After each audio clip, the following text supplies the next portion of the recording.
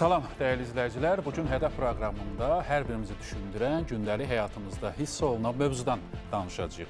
Söhbət dövlət borcunun idarə edilməsindən, suveren kredit reytingindən və xəzinə vəsaitlərinin səmərəli istifadəsindən gedir. Bəs dövlət vəsaitlərinin idarə olunmasında hansı nailiyyətlərimiz var? Orta müddətli dövrdə bu bizə nələr verir? Ümumiyyətlə, Azərbaycan kredit reyting təşkilatları ilə əməkdaşlığı necə qurur? Bu, Azərbaycanın reytinginə, onun əməkdaşlığına, onun etibarlılığına necə təsir edir? Bu suallara cavab tapmağa çalışacağıq, əlbəttə studiyamızın qonağı ilə.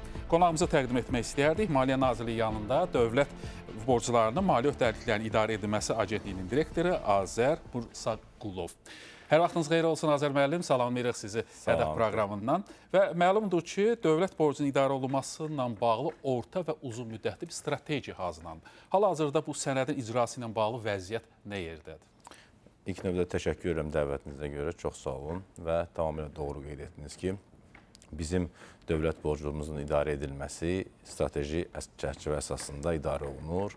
Bu strategiya 2018-ci ildə ölkə başçısının müvafiq sərəncamı ilə təsdiq olunub ilk dəfə və 2022-ci ildə bunun yenilənməsi çərçivəsi təsdiq olunub və 7 illik dövrü 2025-ci ilin sonuna qədər olan dövrü əhatə edib. Burada əsas strategiyanın əsas prinsiplərindən belə deyim də, borcun dayanıqlığını təmin etmək, borcun risk meyarlarını azaltmaq, müəyyən hədəflər müəyyən etmək və mən bunu kifayət qədər qürurla deyə bilərəm ki, biz bu son 7 ildə strateji çərçivənin icrasında ardıcıl və məqsəd yönlü addımlar ataraq strategiyaya nəzərdə tutulmuş bütün hədəflərə nail olmuşuq.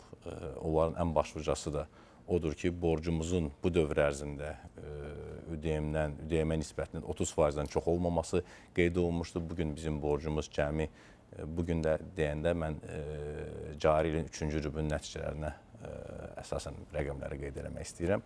Ümumi borcumuz cəmi ödəyimin 19,5%-ni təşkil edir. Yəni, hədəf qoyulan hədəfdən kifayət qədər aşağı səviyyədə qərarlaşmışdır. Yəni, bütün nəticələr əldə olundu, demək olar. Bəli, əlbəttə, bütün nəticələr əldə olundu. Digər bir məsələ, xarici dövlət borcunun səviyyəsi müəyyən olunan həddən aşağıdır. İstərdik bu barədə danışaq. Bəs bu borcun tərkibi necə formulaşıb və son illərdə hansı dəyişikliklər müşahidə olunur? Tamamilə doğru qeyd edirsiniz. Bu sualla bağlı onu vurğulamaq istəyirəm ki, strategiyamızın hədəflərindən biri də bu orta müddətli dövr ərzində xarici borcun mütəmadi olaraq azaldılması və bunun müqabilində daxili borca daha çox üstünlük verilməklə daxili qiymətli kağızlar bazarımızın inkişaf etdirilməsidir.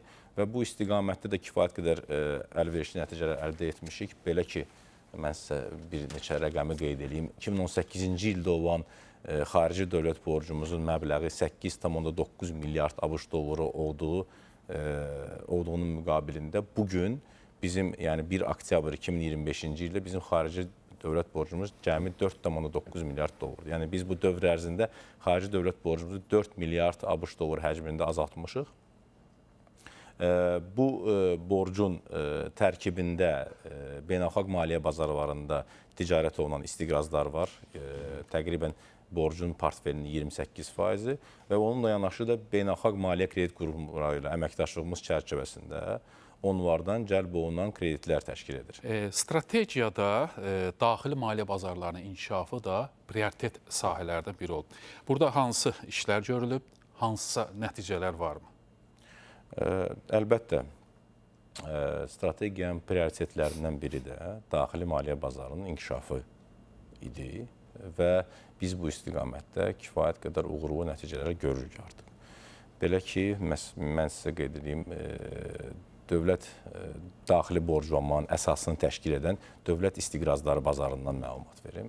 2018-ci ildə biz strateji çərçivəyə başladığımız zaman dövriyyədə olan dövlət istiqrazlarının həcmi 1 milyard manatdan bir qədər üstün idi, artıq idi. Bugün artıq 3-cü rübün nəticələrində, 2025-ci ilin 3-cü rübün nəticələrində olaraq biz bu rəqəmin 8 milyard ətrafında, 8 milyard manat ətrafında olmasını qeyd edə bilərik və burada göründüyü kimi təqribən 7 il ərzində 7 dəfədən çox artım müşahidə olunur dövlət istiqrazları bazarının həcmi. Bu öz növbəsində nə deməkdir? Bu öz növbəsində bu istiqrazlar üzrə təkrar bazar əməliyyatlarının bizdə olan nəticələrə görə 25 dəfədən çox artması deməkdir. Bu istiqrazlar üzrə repo əməliyyatlarının 80 dəfədən çox artımı deməkdir və bu öz növbəsində bazarın inkişafının bir göstəricisidir. Bununla yanaşı biz 2018-ci ildə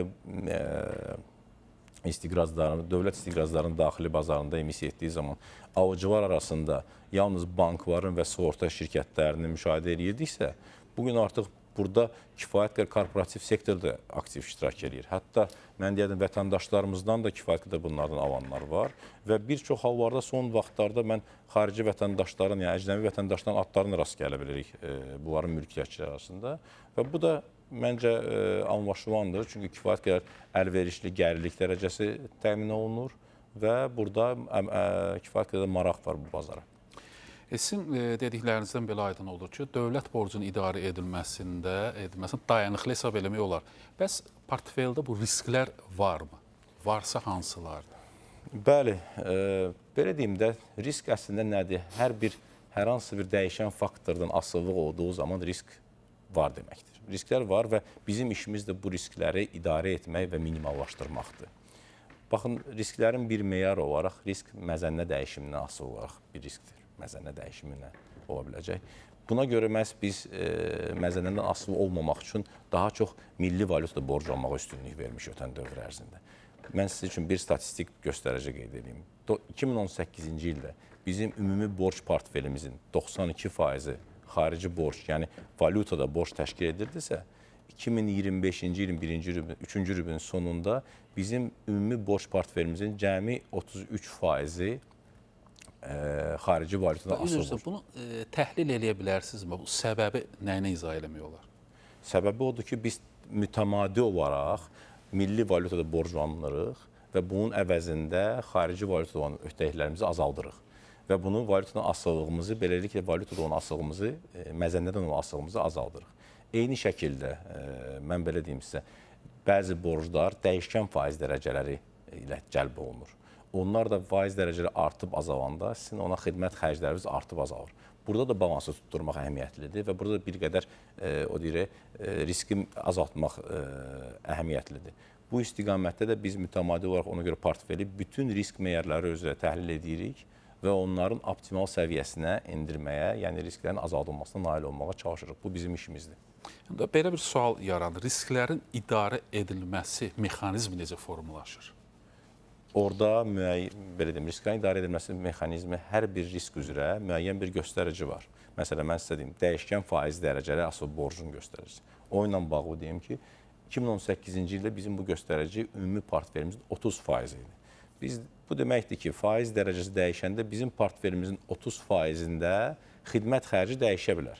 Biz bunu tədricən azaltmağa qərar verdik və özümüzə bir hədəf qoyduq ki, yox, biz bunu, bu yüksəkdir, biz bunu müəyyən qədər aşağı salmalıyıq, 20%-dən aşağı salmalıyıq orta müddətli dövrdə.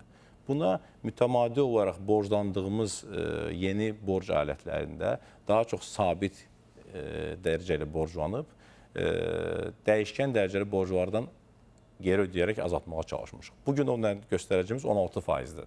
Yəni bunu mütəmadi olaraq komanda olaraq nəzarət edirik bu risk göstəricilərinə və özümüzə qarşımıza strategiyaya qoyulan hədəflərə doğru belə deyim, ardıcıl addımlar o istiqamətdə irəliləyirik. Biraz əvvəl qısa formada qeyd elədiniz. Ümumiyyətlə bu risklərin azaldılması üçün 2025-ci ildə hansı tədbirlər görüldü? Bu istiqamətdə əsasən daxili bazarda görülüb, onu qeyd edə bilərəm. Çünki biz bu ötən 7 il ərzində dövlət istiqrazları bazarının kifayət qədər aqressiv şəkildə borclanmağımız və burada iri həcmli istiqrazlar buraxmağımız bizim növbəti illərdə yenidən maliyyələşmə həcmlərimizin artmasına səbəb olmuşdur. Bunlar qısa müddətli istiqrazda konsentrasiya olduğu üçün bizə yenidən maliyyələşmə riskləri yaranmağa başlanmışdı. Və biz də bu ilin əvvəlində Maliyyə Nazirliyinə bu barədə məruzə edərək rəhbərin tapşırığı ilə bu istiqamətdə, Maliyyə Nazirliyinin tapşırığı ilə bu istiqamətdə ardıcıl tədbirlər görməyə başladıq. Bir sıra istiqrazlarımızı, qısa müddətli istiqrazlarımızı, daha uzun müddətli istiqrazlarla yenidən maliyyələşdirdik və əvəzləşdirdik. Və bu addımlar nəticəsində, burada da infoqrafikada görüldüyü kimi, infografika üzərinə maraqlı olaraq orta ödəniş müddəti, məsələ baxın, 2018-ci ildə istiqrazlar üzrə orta ödəniş müddəti 1,15 il idisə, biz bunu 2024-ün sonuna qədər yalnız 1,47 ilə qədər yüksəldə bildik. Amma cari il ərzində 3 rübə ərzində müvafiq addımlar atıldıqdan sonra bugün artıq dövlət istiqrazlarımız üzrə, portfel üzrə orta ödəniş müddəti 3,5 ildən artıqdır. Bu nə deməkdir? Bu o deməkdir ki, növbəti illərdə bizə geri ödənəcək əsas borc həcmləri kifayət qədər aşağı salınmışdır və istiqrazların geri ödəniş profili kifayət qədər hamarlaşdırılmışdır. Yəni riski azalmışdır. Azərbaycan, bu sahəyə maraq göstərənlər var da, yəni investorlar deyək. O biraz əvvəl göstərdi 1,47 və 3,52. Onu investorlar üçün bir izah edərsiniz. Yəni bu nə deməkdir? Belə deyim də, hər bir o 1,47 göstəricisi bizim ümumi istiqraz portfelinin əgər növbəti illər üzrə əsas borc ödənişlərini bir qrafikə düzsəz və onun ortalamasını götürsəz, o 1,47 onun ortalama müddətidir. Hər bir istiqrazı əlimizdə onun istiqraz.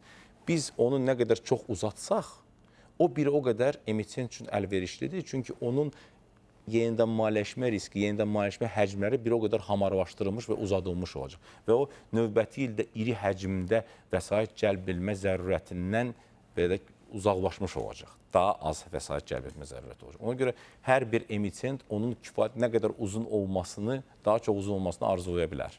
Azərbaycan, maraqlı məsələlərə toxundunuz, hər kəs üçün maraqlı olan. Elə mövzunu biz əvvəldə də qeyd edərdik ki, gündəlik həyatımızda hiss elədiyimiz bir mövzudur, xüsusən də son vaxtlar. Elə ona görə istərdik ki, dövlət istiqrazlar portfelinin bir strukturuna da nəzər yetirək. Elə infografik üzərində isə bir ətraflı bir baxış edəsiniz, təhlil aparasınız. Bəli, bax, burada nəzər yetirsəniz, biz 1 yanvar məsələn, cari ilin əvvəli ilə müqayisə etsək, bizim istiqrazlar portfelimizin 46-45,8%, 46% 3 illik istiqrazlara, təqribən 28% 2 illik istiqraza və 18% 1 illik istiqraza, cüzi miqdarda hissəsi isə 5 və 7 illik istiqrazların payına düşürdü. Amma 3 rübün nəticəsində əldə olunan qrafikə paya baxsanız, piroqa, burada daha çox üstünlük artıq 10 və 7 illik daha uzun müddətli istiqrazlara düşür. Yəni, bu geri ödəniş qrafiki kifayət qədər uzadılmış olur və aşağıda da göründüyü kimi yazılarda qısa və orta müddətli istiqrazların payı azalıb, uzun müddətli dövrə istiqrazın payı artıb, illik təkrar mühacibə həcmləri azaldılıb və geri ödəmə müddətliləri də uzadılıb. Bu isə borcun dayanıqlığını, yəni ilk növbədə risklərin azaldılması və bundan əsas irəli gələrək də dayanıqlığının artmasına gətirib çıxarır. Azərbaycan, belə bir sual yananı biz qrafikə nəzər yetirsək, yenə də ümumi götürəndə 3 illik istiqrazlara daha çox maraq var. Bunun bir səbəbi, bir anlamı varmı? Bu artıq investorun tərcihlərindən irəli gəlir, bazarın tərcihlərindən irəli gəlir. Çünki müddət uzandıqca gəlirlilik də artır. Və bəzən investorlar müddət risklərini özləri də müəyyən edə bilirlər. Yəni, onlar özləri müəyyən edirlər. Ona görə buradan irəli gələrək biz o tələbatdan irəli gələrək biz emissiyalarımızı edirik. Yəni, investorun tələbindən irəli gələrək emissiyamızı həyata keçiririk. Azərbaycan, mən istəyərdim elə burada bəzi kriteriyalar var, onların üzərindən gedək. Siz qısa və orta müddətli dövlət istiqrazlarının payı azaldılıb, uzun müddətli dövlət istiqrazlarının payı artıb, yaxşı göstərici. İllik təkrar maliyyələşdirmə həcmləri azaldıb. Buna bir fikrinizi bildirərsiniz. Burada baxın, istiqraz əslində 10 illik istiqraz nə deməkdir? Bu deməkdir ki, siz bugün emissiya ediniz istiqrazın əsas borcunu, bu 10 il dövründə yalnız faizi ödəyirsiniz, 10 ilin sonunda əsas borcunu geri qaytarırsınız. Bu 3 il olanda, bu 3 il sonra siz bu əsas borcu ödəməlisiniz. Amma 10 il olanda 10 il sonra. Bunun orta ödəniş müddəti bir istiqrazın 10 ildir. Yəni, 3 illiklə portfelinizdə yalnız 3 illik istiqrazlar olanda sizin orta ödəniş müddətiniz 3 ilə bərabər olur. Portfelinizdə 10 illik istiqrazda olanda sizin orta ödəniş müddətiniz 10 il olur. Yəni siz onu hamarlaşdıra bilərsiniz çox rahat hər birini daha az məbləğlər ödəməklə. Belə deyim. Yəqin ki, izləyicilərimiz izləyir, ona görə son 2 bəndə də diqqət yetirəcək. Elə geri ödəmə müddəti uzadılıb, borcun dayanıqlığı möhkəmləndirilib. Bəli, mən onu da qeyd edirəm ki, borcun dayanıqlığı möhkəmlənib, borcun risk meyarı, yəni təkrar maliyyələşmə həcmləri azalması əslində bu bir risk meyarının aradan qalxması deməkdir və belə olan təqdirdə də borcun dayanıqlığı avtomatik olaraq möhkəmlənmiş olur. Və bu strategiya bu il yekunlaşır bildiyim qədərilə. Bəli. Növbəti dövr üzrə planlar nədən ibarət olacaq? Doğru buyurursunuz. 25-ci ilin sonunda bizim strategiya əsas çərçivəsi yekunlaşır. Biz hesab edirik ki, bu strategiya kifayət qədər uğurlu nəticə əldə etməmiz üçün bünövrə olub və bunun davam etdirilməsini məqsədə uyğun olacaq və buna əsas götürərək artıq strategiyanın növbəti mərhələsinin hazırlıqlarına başlamışıq. Hesab edirik ki, bu ölkənin sosial-iqtisadi inkişaf proqramları ilə uyğunlaşdırılaraq 26-30-cu illəri əhatə edə bilər. Burada çərçivəmiz qəbul olmuş fiskal çərçivədən irəli gələcək. İlk növbədə 26-cı ilin dövlət büdcəsi və növbəti ilin 3 il üçün dövlət büdcəsinin təsdiq olunmuş parametrlərinə irəli gələrək və burada bizim hədəfimiz, yəni bizim hesablamamıza görə təqribən 11 milyard manatlıq bir borclanma zərfindən gedir növbəti 4 il ərzində. Bu məbləğin 5,2 milyard manatlıq hissəsi bizim əməkdaşlıq etdiyimiz beynəlxalq maliyyə kredit qurumlarından. Burada Dünya Bankı da var, Asiya İnkişaf Bankı da var, Avropa Yenidən Qurma və İnkişaf Bankı da var və onlar tərəfindən ölkəmizdə maliyyələşdirilən prioritet, hökumətin müəyyən etdiyi prioritet istiqamətlər üzrə layihələrin kreditləşməsi. Burada nəqliyyat proqramları var, dəmir yolları, metro şəbəkəsinin genişləndirilməsi, sonra su və kanalizasiya proqramları var Bakı şəhəri və ətrafında. Bir çox hökumət tərəfindən prioritet müəyyən edilən sahələr üzrə beynəlxalq maliyyə kredit qurumları ilə əməkdaşlıq çərçivəsində cəlb olunan kreditlər olacaq. Yerdə qalan 5,8 milyardlıq hissəsi isə növbəti 4 ilin büdcə zərfinin kəsri maliyyələşdirilməsi üçün daxili və yaxud da xarici maliyyə bazarlarında emissiya edəcəyimiz dövlət istiqrazlarından irəli gələn borclanmalar təşkil edəcək. Deməli, ümumiləşdirsək, növbəti dövlət borclamada əsas borclama siyasəti nədən ibarət olacaq? Borclama siyasəti, biz artıq demək olar ki,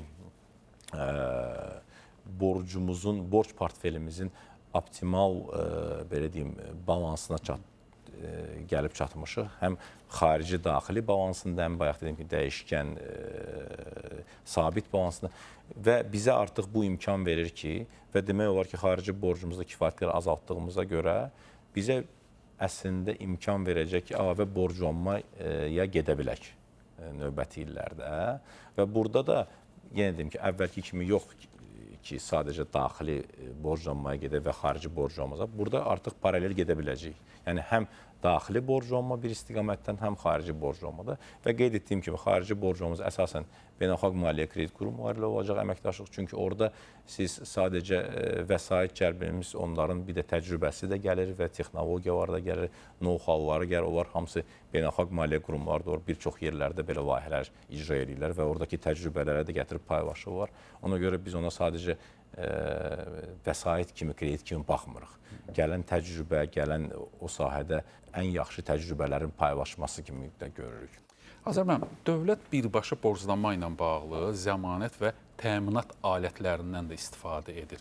Burada sizcə risk mexanizmləri nədir, nələrdən ibarətdir? Və bu da önəmli bir mövzudur məsələ. Tamamilə doğru qeyd edirsiniz. Biz əslində dövlət borclanması ilə yanaşı Maliyyə Nazirliyi dövlət adından zəmanətlər də təmin edir.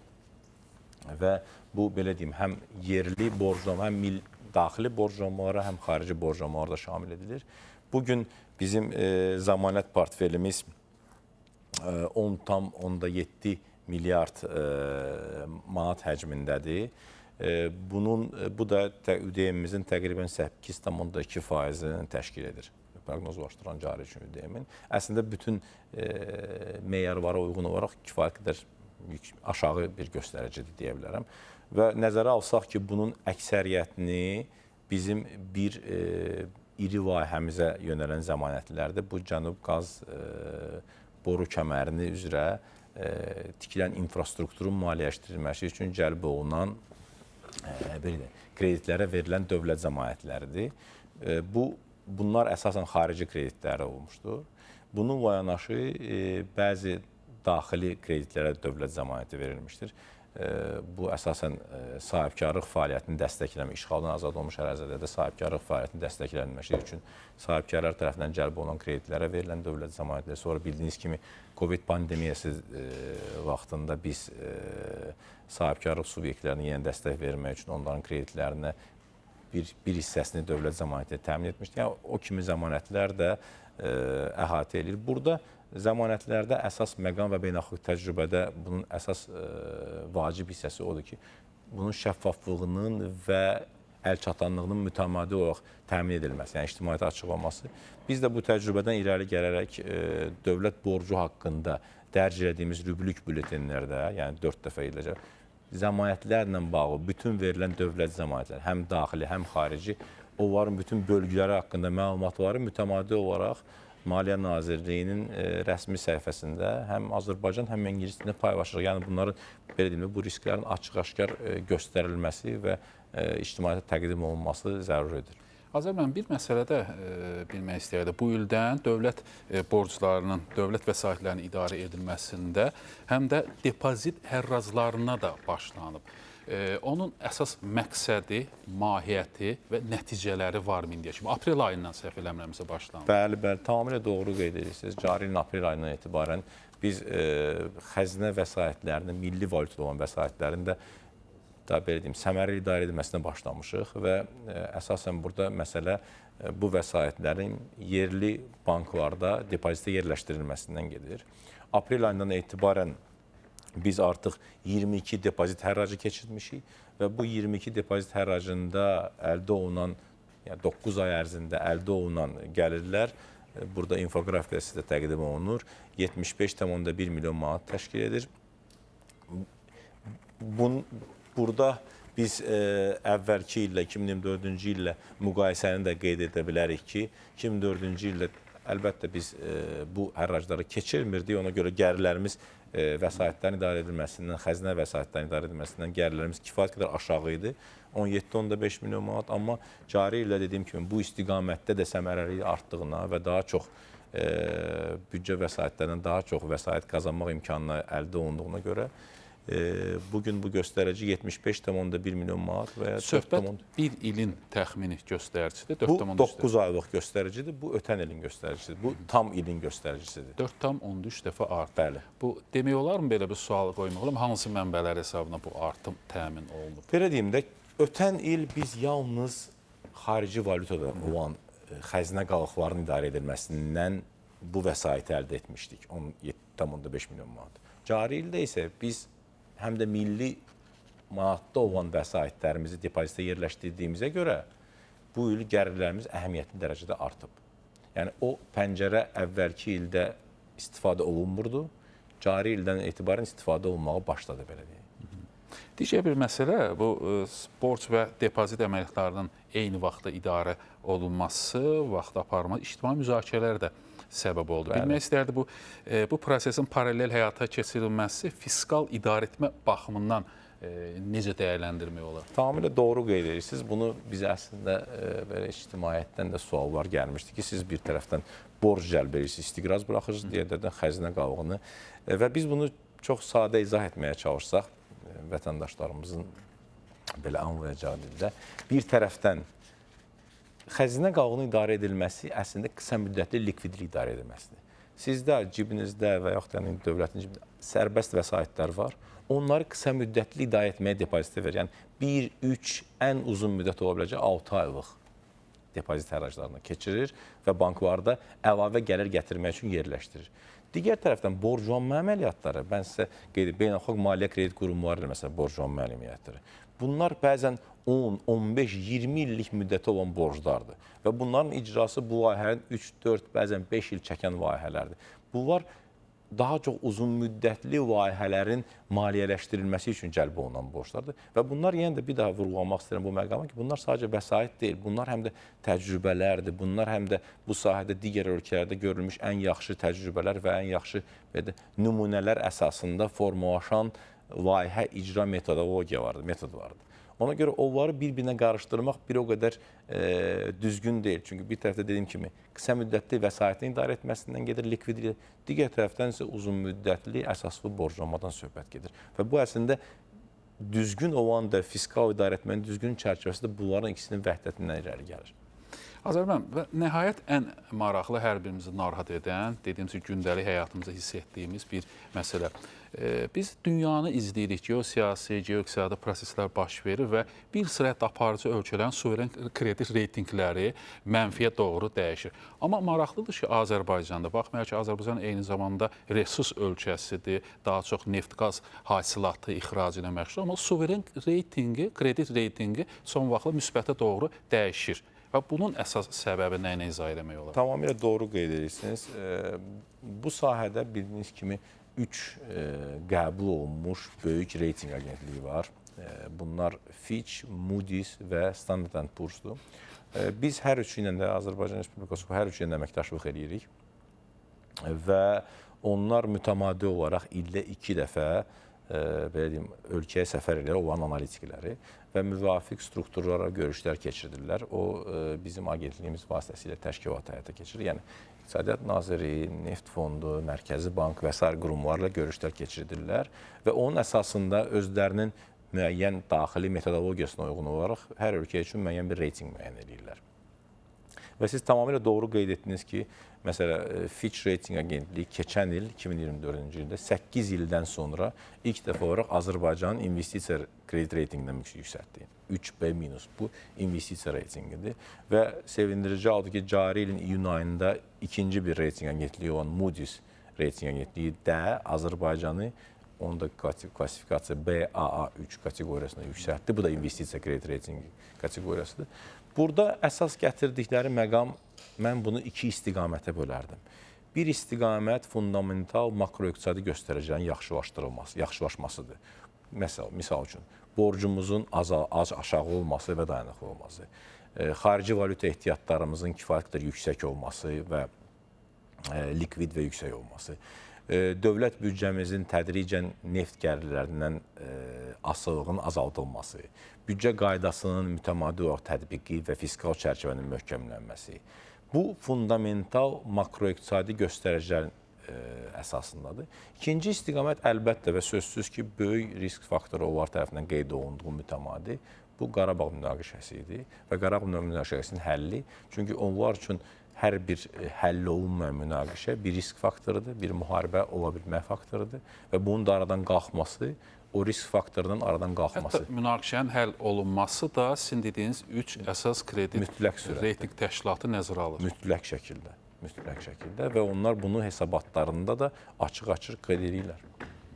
Bəs sizcə bu kredit reytinqlərində Azərbaycanın nüfuzunun hər il daha da artması ölkəmizə, onun iqtisadiyyatını nə vəd edir, nə verir? Belə deyim, ilk növbədə kredit reytinqi yüksək olan ölkə xarici bazarlardan borclandığında daha aşağı faizlə borc cəlb etmə imkanı əldə edir. O, onun birbaşa göstəricisidir. Reytinqi zəif olan ölkə borclandığında daha yüksək faiz ödəməlidir. Reytinqi aşağı olan ölkə daha aşağı faizlə borclanma imkanı var. Və bu da hər vəzində həm belə deyim, borclanmada, həm xarici investisiyaların cəlbində və s. çox vacib bir göstərici rolunu oynayan bir belə deyim, indikatordur. Bu kredit reytinqləri Azərbaycanla bağlı göstəriciləri müsbətdir. Bu deməyə əsas verir ki, Azərbaycan eyni zamanda bu və ya bu tip beynəlxalq reytinq təşkilatları ilə, ümumiyyətlə beynəlxalq təşkilatlara əməkdaşlığı uğurlu qurur demək olar. Bir mənalı olaraq biz onlarla əvvəl də qeyd etdiyim kimi ildə 2 dəfə görüşürük. Hətta bəzən belə iri tədbirlər olur, məsələn, Beynəlxalq Valyuta Fondunun illik toplantısı və ya Asiya İnkişafı. O çərçivədə də görüşürük, mütəmadi fikir mübadiləsi aparırıq. Onlar burada bir çox bəlkə korporat və yerli banklar var, əməkdaşlıq edir, onlarda reytinqlər verirlər. Yəni o istiqamətdə kifayət qədər əlverişli və uğurlu əməkdaşlığımız var və mütəmadi olaraq məlumat mübadiləsi hər iki tərəfdən axır. Yəni onlara biz bu məlumatları, əldə olunan nailiyyətləri mütəmadi olaraq təqdim edirik. Çünki bu onların o kredit reytinqini müəyyən etmək üçün ən zəruri, belə də deyim, tələb etdikləri şeydir ki, mütəmadi olaraq məlumatlandırılsın və bizim fəaliyyətimiz də əsasən o istiqamətdə yönəlilir. Suveren kredit reytingimizin bundan sonra daha da artırması müstəq istiqamətdə, yəni şanslarımız, imkanlarımız var və hökumət, Maliyyə Nazirliyi bununla bağlı lazım tədbirləri görür. Əlbəttə əlimizdən gələni eləyəcək. Burada təbii ki, yenə də qeyd etdiyim bir çox obyektiv səbəblər də var. Yəni bu adam başına ÖDM-dir, belə deyim də, iqtisadi göstəricilərin yaxşılaşdırılması o bizim əlimizi daha da möhkəmləndirir ki, oradan daha çox belə onları daha çox bunun öz metodologiyalarına uyğun olaraq qiymətləndirilməsini yaxşılaşdırsınlar və bizim reytinqimizi artırsınlar. Biz tərəfdən o istiqamətdə mütəmadi olaraq onlarla iş gedir və onlara bu məlumatları çatdırmağa çalışırıq. Azər müəllim, ümid edirik. Çox sağ olun, minnətdarız dəvətimizi qəbul etdiyiniz üçün. Belə, dəyərli izləyicilər, biz Azərbaycanın suveren kredit reytinqindən danışdıq. Eyni zamanda dövlət borcu, onun idarə edilməsi, Azərbaycanın beynəlxalq reytinq təşkilatları ilə əməkdaşlıq və bütün bunlar Azərbaycanın reytinqinə hansı müsbət təsirləri göstərir. Bu barədə danışdıq və studiyamızın qonağı ilə Maliyyə Nazirliyi yanında dövlət borclarını və maliyyə öhdəliklərinin idarə edilməsi agentliyinin direktoru Azər Mursaqulovla müzakirə etdik. Çox sağ olun bir daha. Çox sağ olun, təşəkkür edirəm dəvətinizə görə. Sağ olun.